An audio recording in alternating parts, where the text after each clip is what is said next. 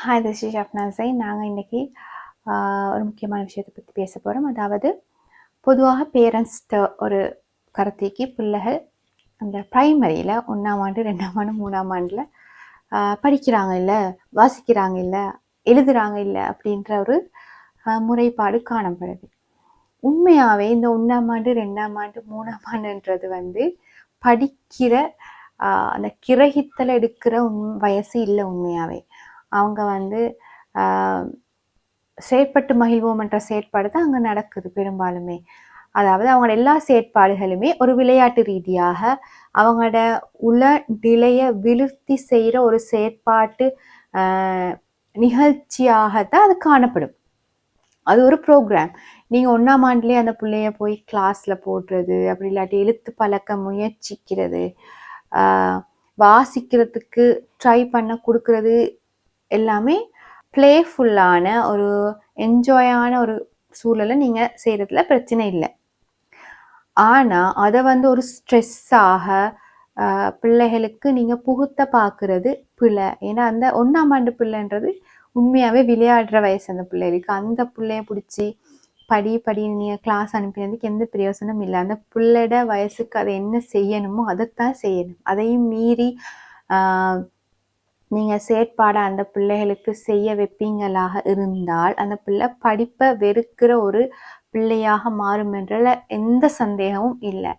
நாங்கள் படிப்பை கொடுக்கணும் தான், அதே மாதிரி அந்த பிள்ளைகளுக்கு எழுத்துக்கள் அறிமுகம் செய்யணும் தான். பட் அதுக்கு அந்த ப்ரைமரி டீச்சர்ஸ் அதை முறையாக செய்வாங்க. அதில் உங்களுக்கு சந்தேகம் தெரியல. அவங்க ட்ரெயின் பண்ணப்பட்டிருக்காங்க. ஸோ அந்தந்த வயசுக்கு அந்தந்த கிளாஸுக்கு என்னென்ன கொடுக்கணுமோ அவங்க அதை சரிவர செய்வாங்க. அதையும் மீறி நாங்கள் அந்த பிள்ளை இதை விட நல்லா படிக்கணும், 1ஆம் ஆண்டுலேயே அம்மாண்டு எழுதணும் அப்படின்னு நாங்கள் எதிர்பார்த்தா அது நடக்கவே நடக்காது. ஏன்னு சொன்னால் அந்தந்த வயசுக்கு கொடுக்க வேண்டிய விஷயங்களை மட்டும்தான் அந்த பிள்ளைகளுக்கு நாங்கள் கொடுக்கணும். எக்ஸ்ட்ரா நாங்கள் விஷயங்களை புகுத்த பார்க்குற நேரம் அந்த பிள்ளைகளுக்கு அது ஸ்ட்ரெஸ் ஆகி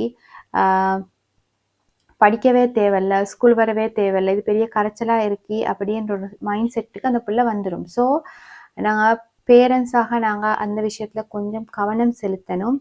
என்னன்னு சொன்னால் மாணவர்கள் எந்த வயசில் எதை படிக்கணும் என்ற ஐடியா உங்களுக்கு இல்லாட்டி அதை தேடி பாருங்கள். இப்போ இன்டர்நெட் இருக்குது, வேண்டிய விஷயங்கள் எனக்கு அறிஞ்சு கொள்ளலாம். ஸோ அதுக்கு ஏற்ற வகையில் அந்த பிள்ளைகளோட மனநிலை மற்றும் அறிவுத்திறனுக்கு உட்பட்ட வகையில் செயற்பாடுகளை நீங்கள் கொடுக்கறதுல பிரச்சனை இல்லை, அதில் பிரச்சனை வராது. பட் அதையும் மீறி நீங்கள் செய்ய போகிற டைம் அந்த பிள்ளைகள் படிப்பில் இன்ட்ரெஸ்ட் காட்டுவாங்க என்று நீங்கள் எதிர்பார்க்கறது நிறைவேறாது. இன்னும் அந்த பிள்ளை டவுன் ஆகி போகக்கூடிய சந்தர்ப்பங்களை தான் அவங்களுக்கு பார்க்கக்கூடியதாக இருக்கும். ஸோ பேரண்ட்ஸ் ஸ்காலர்ஷிப்பாக நீங்கள் ஓடுறீங்க, அதை தனிப்பட்ட ரீதியாக பேரண்ட்ஸ்ட விருப்பம், டீச்சர்ஸ்ட விருப்பம். பட் அது ப்ரைமரியில் 1ஆம் ஆண்டு 2ஆம் ஆண்டுலேருந்தே நீங்கள் அந்த பிள்ளைய படிப்பை ஒரு ஸ்ட்ரெஸ்ஸாக காட்டுவீங்களாக இருந்தால் அந்த மாணவன் எதிர்காலத்தில் நிச்சயமாக படிப்பை வெறுக்கக்கூடிய ஒரு மாணவனாக மாறுவான் என்ற விஷயத்தில் மைண்டில் வச்சு கொண்டு உங்களோட செயற்பாடுகளை செய்யுங்க. ஸோ ப்ரைமரி டீச்சர்ஸோட இது நீங்கள் பேசுகிறதுல பிரச்சனை இல்லை. அவங்களோட கதைங்க, அவங்கள்ட்ட கேளுங்க, இந்த பிள்ளைக்கு இந்த வயசுக்கு எங்களுக்கு என்ன செய்யலாம் அப்படின்ற ஒரு முறையான கலந்துரையாடலினூடாக நீங்கள் எக்ஸ்ட்ராவாக வேலை செய்யணும்னு நினச்சா you can do it. But அது பொருத்தமான முறையில் இருக்கணும். ஸோ இந்த சின்ன பிள்ளைகளை படிப்பு அப்படி என்ற பேரில் தயவு செஞ்சு ஸ்ட்ரெஸ் ஆக்காதீங்க, கொடுமைப்படுத்தாதீங்க. அவங்களோட அந்த ஃப்ரீடமான படிப்பு சூழலை உருவாக்கி அவங்களுக்கான சந்தர்ப்பங்களை வழங்கி அவங்க யாருன்றதை முதல்ல ஐடென்டிஃபை பண்ணுறதுக்கான சந்தர்ப்பத்தை அவங்களுக்கு கொடுங்க.